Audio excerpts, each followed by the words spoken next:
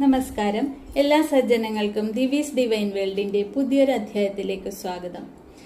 ഇന്ന് നമ്മുടെ നവരാത്രി കാലം ആരംഭിച്ചിരിക്കുകയാണ്. ദേവീപ്രീതികരമായ കാര്യങ്ങൾ ചെയ്യുന്നതിന് ഏറ്റവും ഉത്തമപ്രദമായ 9 ദിവസങ്ങളാണ് കടന്നു വരുന്നത്. ആദിപരാശക്തിയുടെ 9 ഭാവങ്ങളെ 9 ദിവസം നമുക്ക് പ്രാർത്ഥിക്കാവുന്നതാണ്.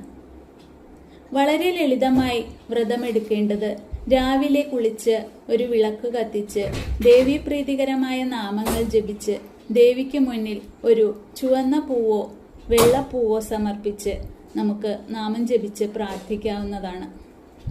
മത്സ്യമാംസാദികൾ തീർത്തും ഉപേക്ഷിക്കേണ്ടതാണ്. ഒരു നേരം മാത്രം അരിയാഹാരം കഴിച്ചുകൊണ്ടാണ് വ്രതം എടുക്കേണ്ടത്.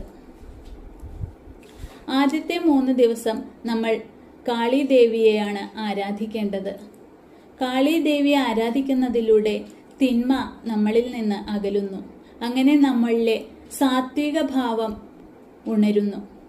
സാത്വിക ഭാവം ഉണരുമ്പോൾ തിന്മയിൽ നിന്നും നന്മയിലേക്കുള്ള പ്രയാണം ആരംഭിക്കുന്നു. നന്മ വരുമ്പോഴാണ് നമ്മൾ ലക്ഷ്മി ദേവിയെ പ്രാർത്ഥിക്കുന്നത്. അടുത്ത 3 ദിവസം നമ്മൾ ലക്ഷ്മി ദേവിയെയാണ് പ്രാർത്ഥിക്കേണ്ടത്.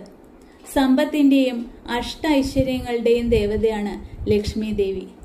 ലക്ഷ്മി ദേവിയുടെ ആരാധനയിലൂടെ സമ്പത്തും ഐശ്വര്യവും നമുക്ക് ലഭിക്കുന്നു. നന്മയിൽ നിന്നുമാണ് നമുക്ക് അറിവ് ലഭിക്കുന്നത്. അറിവ് നൽകുന്നത് സരസ്വതി ദേവിയാണ്. അടുത്ത 3 ദിവസം നമ്മൾ സരസ്വതി ദേവിയെയാണ് ആരാധിക്കുന്നത്.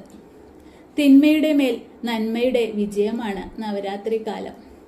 ആചാര്യന്മാർ നവരാത്രി കാലത്തെ ഉത്സവങ്ങളുടെ മഹാറാണിയായാണ് വിശേഷിപ്പിക്കുന്നത്. ഉത്സവത്തിനും വ്രതത്തിനും ഒരുപോലെ പ്രാധാന്യമുള്ള ദിനങ്ങളാണ് ഈ നവരാത്രി കാലത്ത് വരുന്നത്. നമ്മുടെ എന്താഗ്രഹവും ഒരമ്മയോടെന്ന പോലെ പ്രാർത്ഥിച്ച് നമുക്ക് ദേവിയോട് പ്രാർത്ഥിച്ച് നേടിയെടുക്കാവുന്നതാണ്.